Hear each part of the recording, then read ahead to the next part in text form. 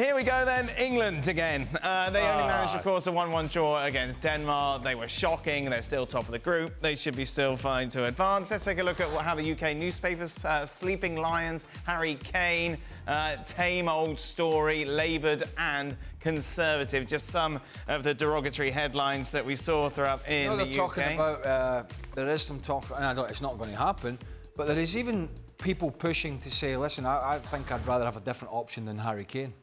I thought you were going to say Gareth Southgate for a moment. I thought we were going to go Ivory Coast. I think there's a lot of people saying that, but you know there are players. Before we go to Ogden, he's waiting.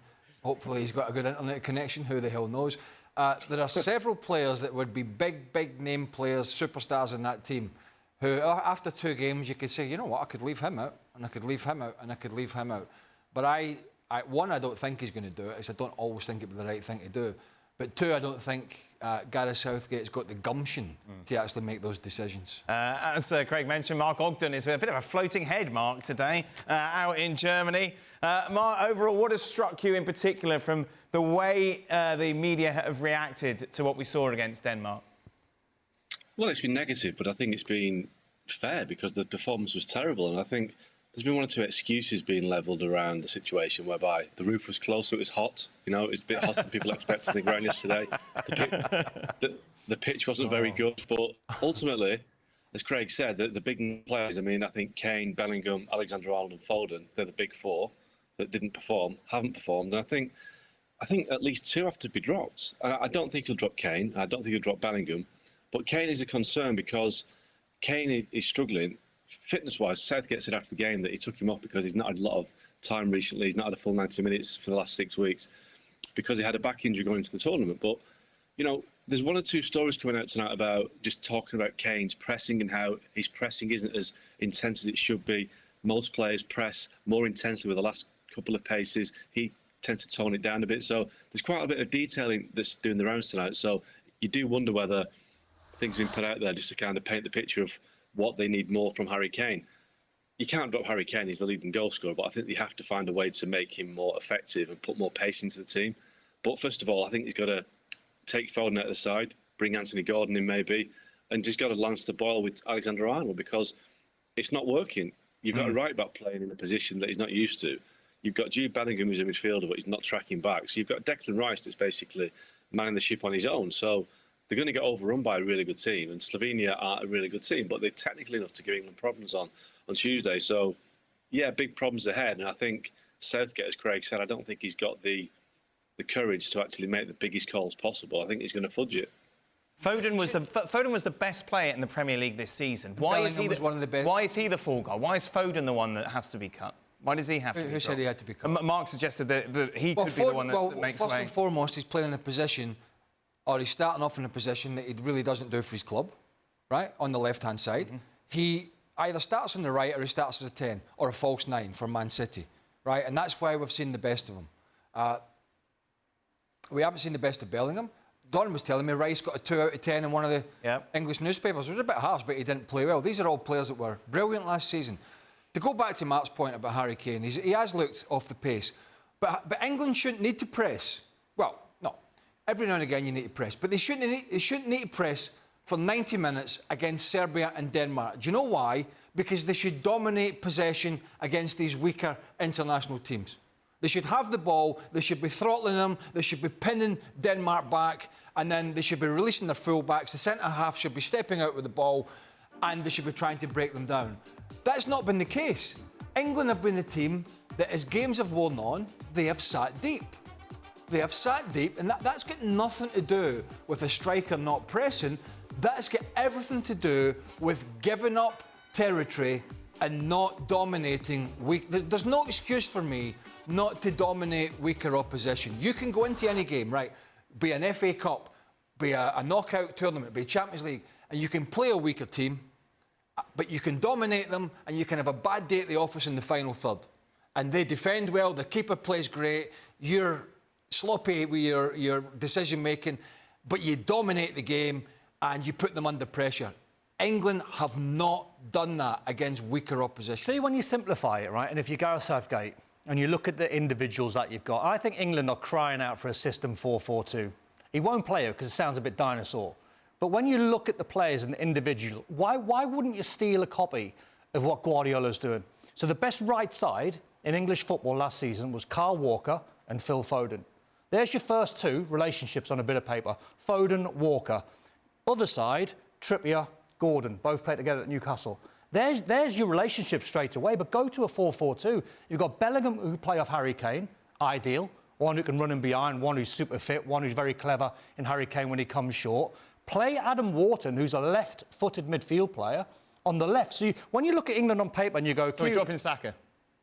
Or play Saka. Well, but I would say Phil Foden. You can only play 11 Phil players. Foden. No, but you've just talked about your Yes, exactly that. But what I'm saying is, when you look at England's balance and you go Kieran Trippier at left-back and you go into midfield, two right-footed players, why wouldn't you play Wharton on the left of two alongside Declan Rice? He adds balance. He's a lefty. So all of a sudden you've got Kieran Trippier, you've got Adam Wharton, who's a lefty in midfield, you've got Anthony Gordon, who wants to run.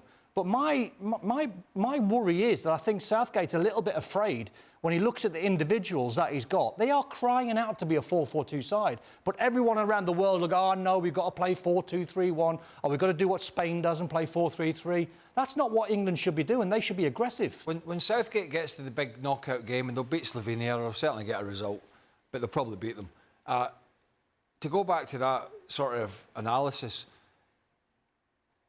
if he thinks Phil Foden is going to be the best for England off the right-hand side, coming in on that left foot and drifting and letting Walker go down the outside, as they do, as Don rightly said at Man City, then he's got to say to himself, OK, it's one or the other. It's Foden or Saka. And who's the better player? And the better player for me, and so I think Saka's a terrific player, but I think Foden's a better player.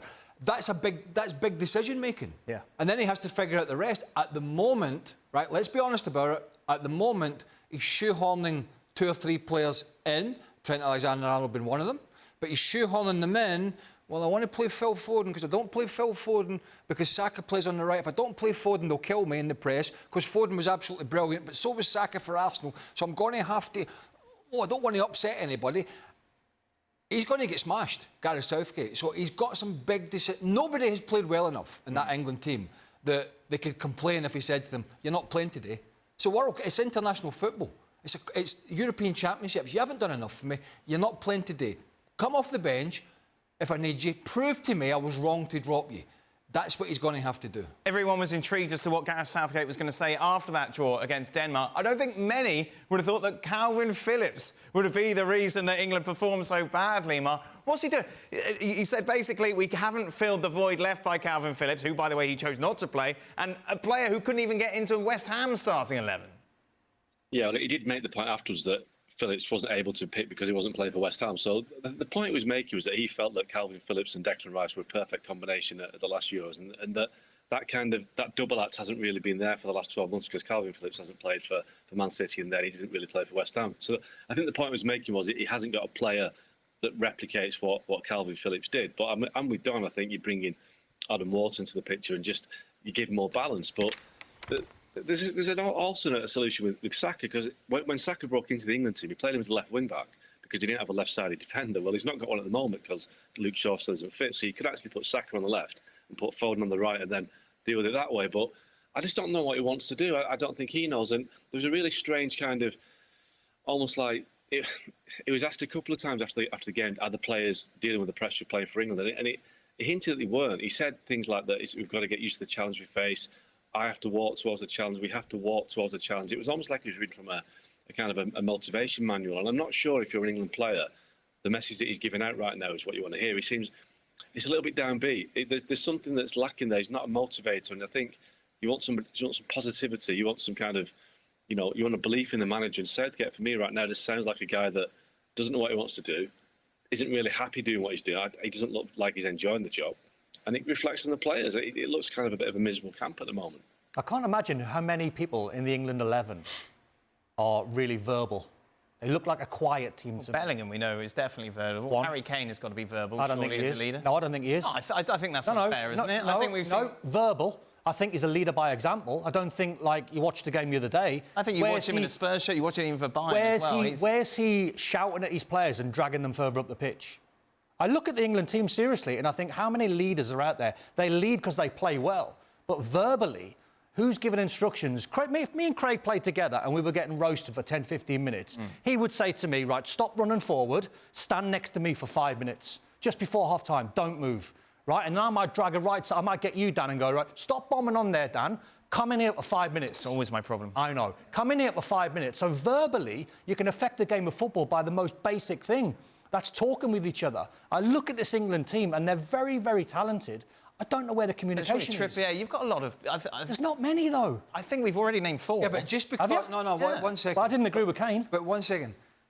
I've known a lot of experienced players that have played 300 and 400 games for their clubs and 40, 50 games for their country and wouldn't say boo to a goose. Some people are not like that, but one thing I've noticed, in particular with Jude Bellingham, who is a superstar, is he's getting frustrated. He's getting frustrated with the quality of England's play. He's getting frustrated that any runs he's making, he's not seeing the ball. He obviously got a great goal in the opening match when he burst in with a perfectly timed run, and that's kind of been it. He spent a lot of games in what should be a good England side tracking back into full-back areas, and that's fine. You know, midfielders have to do that. We talked about Conor Gallagher not yesterday. against teams like that. We talked about Conor Gallagher. You know what he's going to do. He's going to run around as fast as he can. He's going to get booked. The last 20 minutes, he had to pull out 3 tackles because he couldn't make a tackle. And Hal Cole Palmer is sitting on that bench, who's a maverick, right? He would sack off positions. If Gareth Southgate told him to do something, just because he's a maverick, he can't do it. That's what England need. If you're going to take Kobe Mino and Adam Wharton to a major championship, and that's a big call for kids, youngsters going in with very little experience. We've seen these scenarios. But if you're going to take them and you're doubting yourself about using them, you might as well have taken Phillips and Jordan Henderson. As bad as Phillips has been and Henderson's playing in Holland now, if you've got a doubt in your mind about putting them in, right, don't take them. Don't take them. Well, it's pointless. It's not a friendly. And the other night was super safe, Gallagher. It was the same substitution he made against Serbia, and it was super safe. A guy comes... Well, I say it's super safe. He's a loose cannon, so it's not. But he's going to come in, he's got a bit of experience, he'll run around and make a tackle. Rather than bringing in, I would have said Wharton over Mino, because he's technically got a lovely left foot. But he didn't do it. And if he doesn't use these youngsters, and they're not playing better, and they go out of this tournament, you have to ask yourself the question, what the hell was the point in bringing them if you're frightened to use them? See, normally in tournament football, you can say, oh, it's a risk playing young footballers. It is a risk. This Euros has proved youth is the way forward. Yamal, 16. Florian Wirtz. All the most exciting players that we've watched so far are young. So if it is your last tournament football, if you're Southgate, put Wharton in. Take a chance on Cole Palmer. Play some youth.